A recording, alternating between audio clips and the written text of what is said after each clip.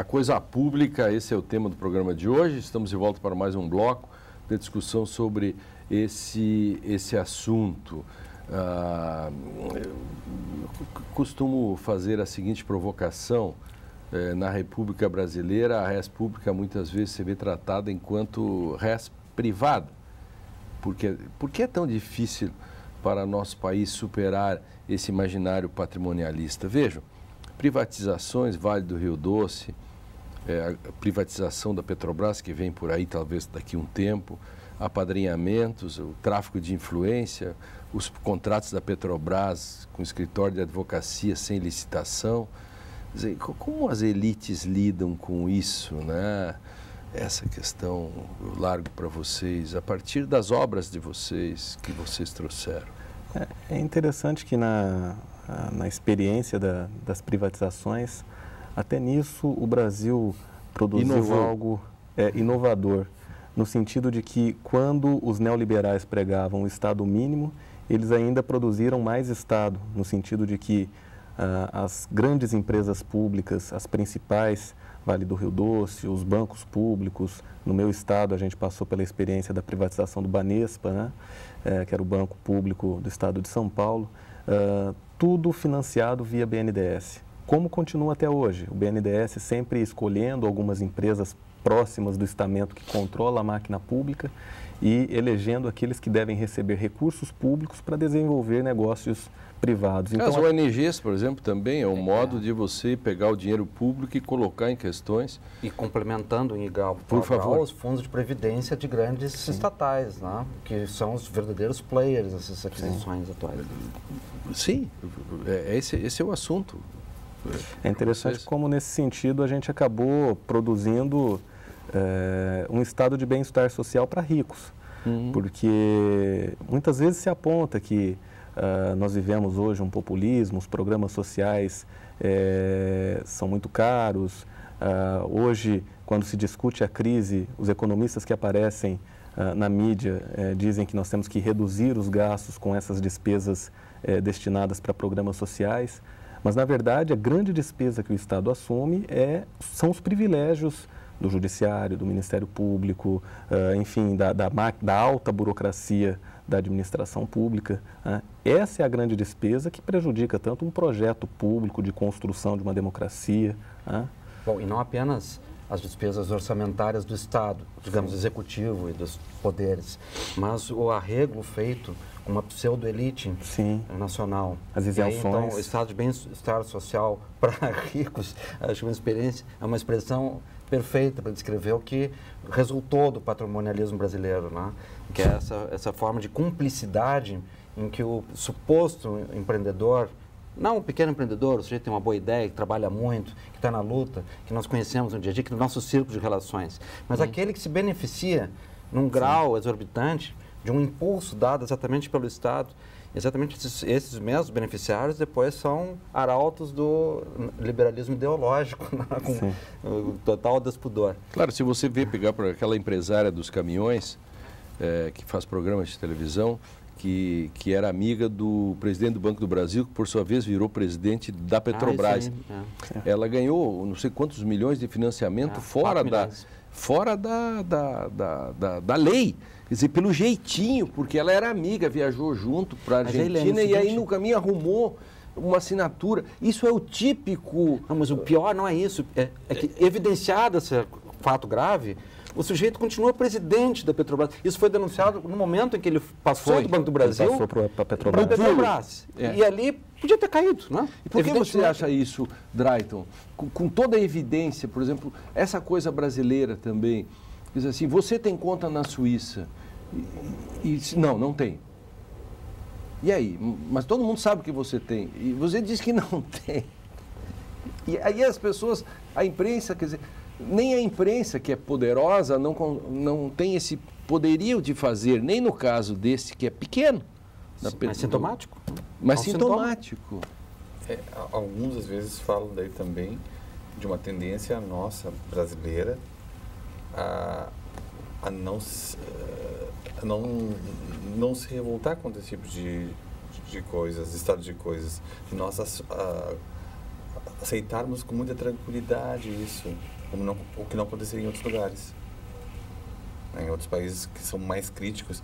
Então, talvez um problema nosso de formação também, de não ter uma opinião pública esclarecida que se insurja contra essa desfaçatez mencionada por ti agora. Mas vamos dar um exemplo, desculpa. Dá vontade.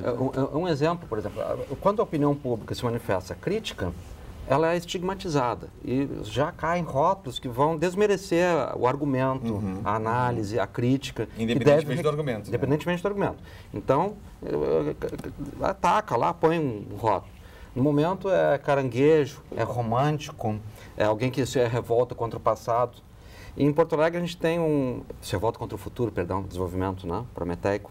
Em Porto Alegre a gente tem um cenário agora exemplar disso, que envolve o público e o privado, assim como, e que se repete no mundo afora e no Brasil tem o seu formato particular, né, que é um espaço público nobilíssimo, a área do Cais Mauá, da cidade. Do Rio Guaíba, para o nosso telespectador que... Junto ao Lago Guaíba, onde chegam as águas de 5 grandes rios do estado, onde se fundou a cidade, o estado, enfim, e que é uma área que está abandonada há muito tempo, bastante degradada, mas que tem uma grande potência. Ali já se fez Feira do Livro, Bienal, intervenções poéticas, uma beleza paisagística ímpar. Está diante de um parque ambiental, o Parque do Delta do Jacuí, que é um parque lindíssimo, né? Exatamente do outro lado, e que por uma licitação complicada, feita secretamente quase, às ocultas, com vários vícios de condução, resultou num projeto, agora vamos ao fato em si, né, onde um dos componentes, dos muitos componentes críticos, é a colocação na área mais poderosa em termos cenográficos, que é o encontro de todas as águas, junto à usina do gasômetro,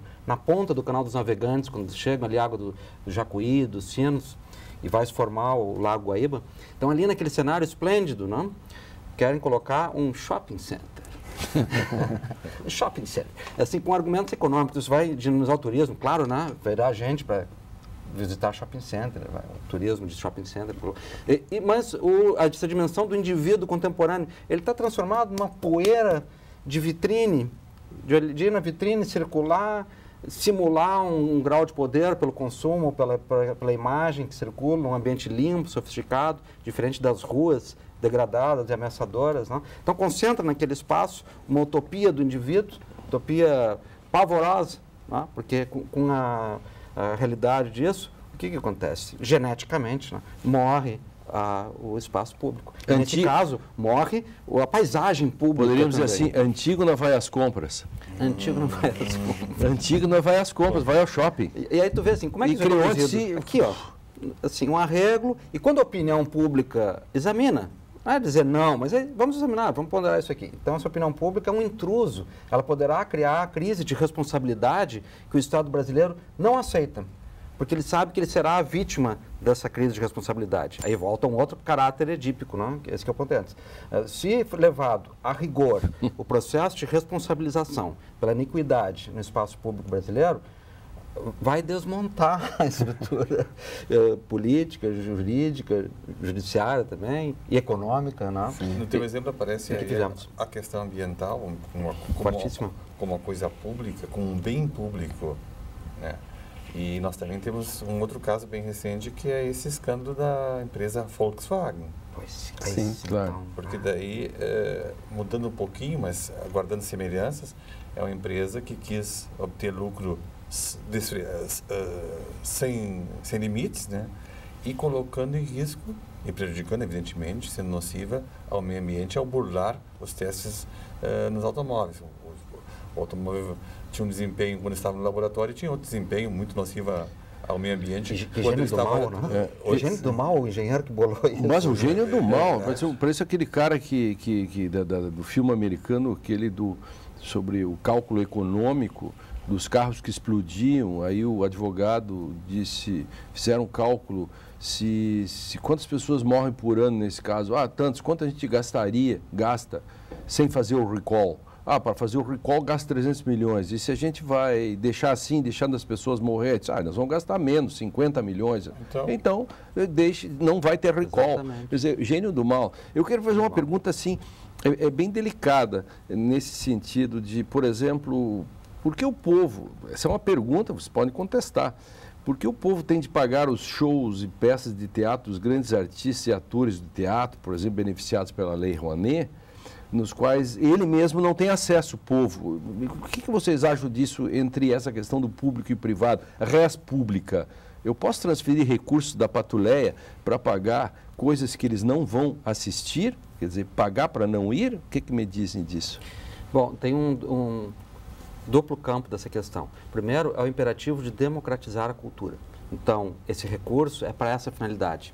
E democratizar significa levar para quem não tem condições, estender a fruição, disseminar competências. Aí nós estamos de acordo total. Símbolos. Então, a lei é fundamental e o exercício dela pode ser virtuoso.